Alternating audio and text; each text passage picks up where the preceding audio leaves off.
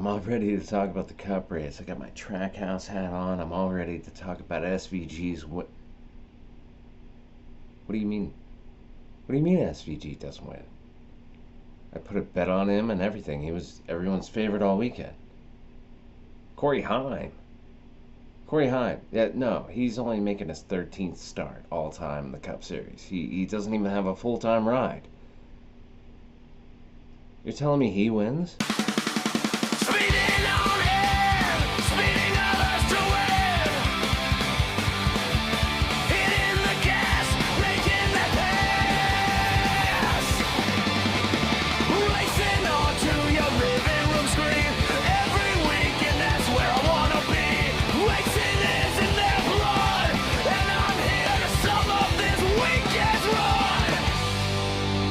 That's right, everybody. Corey Heim wins this race. He wins your annual 250 at Coronado in San Diego this weekend. This is nuts. He gets his first win all time in the Cup Series, making only his 13th start in the series. This is crazy. He's ready to come full-time racing in the 35 next year for 2311. Really showing up that guy right now, Riley Herbst, that's in the 35 currently. This is a great showing that a great prospect is in the 2311 camp. Good for them. He is going to perform great. Look out for him next year. He's going to do a lot more things like this. But let's go over the whole race before we blaze him too much. SVG was on the pole. Shane Van Gisbergen in the 97. Carson Hocevar started alongside him in the 77. He also performed very well. They did a lot of iRacing together apparently over the last week or so. On lap 2, the three of Austin Dillon would go around off the nose of AJ Allmendinger. Just a simple bump gone wrong. Austin Dillon would get some damage to his nose.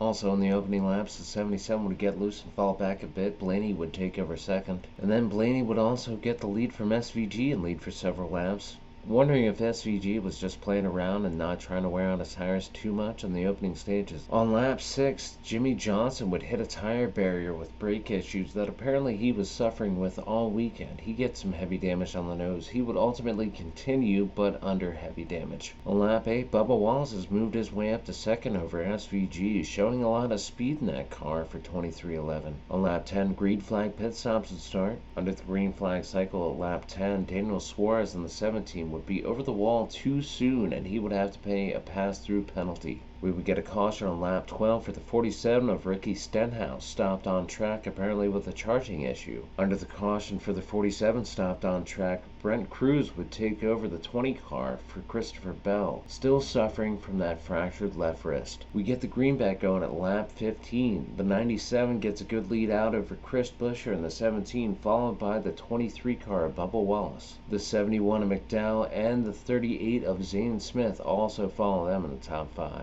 But just a lap later, car that came down and got fresh tires, the 12 car of Ryan Blaney restarted 9th, would ultimately take over the lead with those fresh tires. With 3 to go in stage 1, drivers flipping the stage, 97 of Shane Van Gisbergen and the 23 of Bubba Wallace would come to pit road, but Bubba Wallace would leave pit road with a loose wheel. The wheel would come off on track and NASCAR has no option but to throw caution, leaving the stage 1 winner to be Ryan Blaney, followed by the 60 of Ryan Preece, the 5 of Kyle Larson, the 54 of Ty Gibbs, the 16 of AJ Allmendinger, the 34 of Todd Gilliland, the 77 of Carson Hocevar, and the 22 of Joey Logano, the 88 of Connor Zillage, and the 24 of William Byron. Lap 23, the cars that stayed out over the stage 1 break, the 60 of Ryan Preece, the 88 of Connor Zillage, the 1 car of Ross Chastain, the 33 of Austin Hill, the 17 of Chris Buescher, the 71 of Michael McDowell, the 20 car of Cruz in for Bell, the 97 of Shane Van Gisbergen, the 38 of Zane Smith, and the 35 of Riley Herbst are your top 10 to start stage 2. Just one lap later, the 97 as well as the 17 both spin and continue on track, but also during this lap, the 20 with Cruz would have an issue. Their engine would be running, but the transmission would give up. Put a lot of fluid out on the track.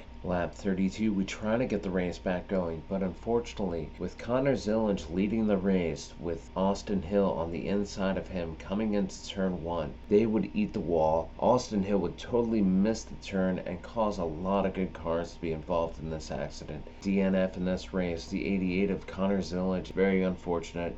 Great running for them up until this point. Other cars involved were the 7 of Daniel Suarez, the 12 of Ryan Blaney, the 35 of Riley Hurst, the 42 of John Hunter Nemechek, the 54 of Ty Gibbs, the 71 of Michael McDowell. We have a long red flag so they can repair the wall at turn 1 yet again. A big theme of this weekend, happened multiple times. This also makes for Connor Zilich's 6th DNF of the season. Cars put under caution. Riley Herbst brings us back around to green at lap 34 over Zane Smith, Kyle Larson, the 22, the 7, the 67, the 45, the 24, the 77, and the 60. The 38 of Zane Smith gets the lead over Riley Herbst, who also falls victim to the 5 of Kyle Larson.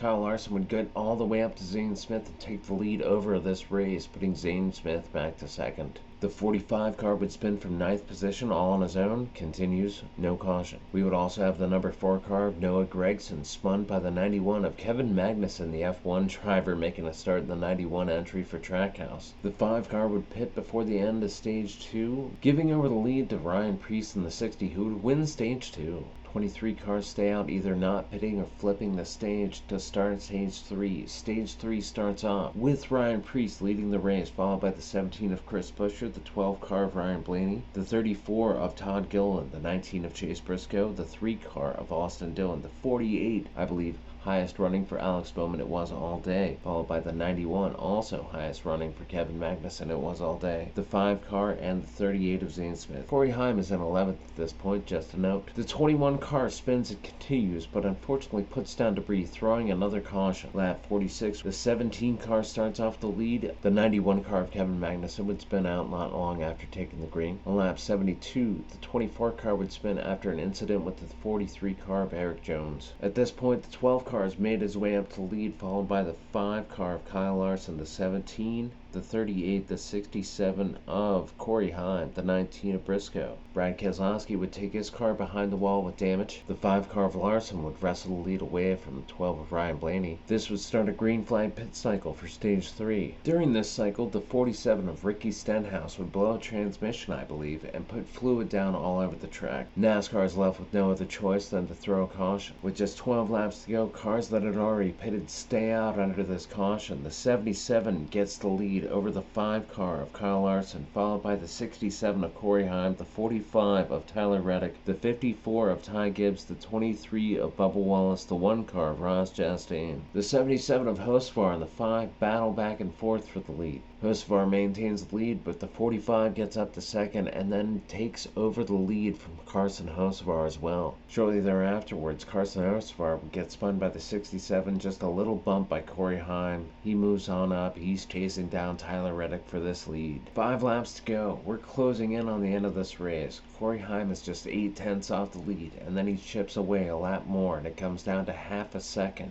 With just 3 laps to go, the 45 car misses turn 2 and gives up a lot of time to the 67 of Corey Heim, chasing him down. They start to battle back and forth. Corey Heim gets run high by the 45. When he gets positioned on the 45, the 45 concedes. The 45, running hard, trying to catch back up to Heim, cuts down a left front tire. This means Corey Heim in the 67 car has over a 10-second lead to his teammate in the 23 car of Bubba Wallace. Easily going to win this race. He just got to hold on for a couple of laps. Corey Heim, it's Heim time. He is your winner of this race. Great first win for him. Not even full-time in the Cup Series. Not many drivers can say that. With the 67 of Corey Heim winning this race and the 23 finishing second, it's a 1-2 for 23-11, followed by the 5 car of Kyle Larson, as well as the 38 for Zane Smith finishing 4th, top running forward. The 16 of AJ Allmendinger, road course ringer AJ Allmendinger, gets a 5th place finish. Fantastic run for him with no factory Chevy support. Chris Buescher ends up in 6th, followed by the 1 car of Ross Chastain, the 3 car of Austin Dillon, followed by the 35 car of Riley Herbst, the 12 car of Ryan Blaney, and the 71 car of Michael McDowell round out your top 10. What a race, what a weekend. So glad we got all this in. So much fun. Thank you for watching. I've been Jake the Great. Have a good one.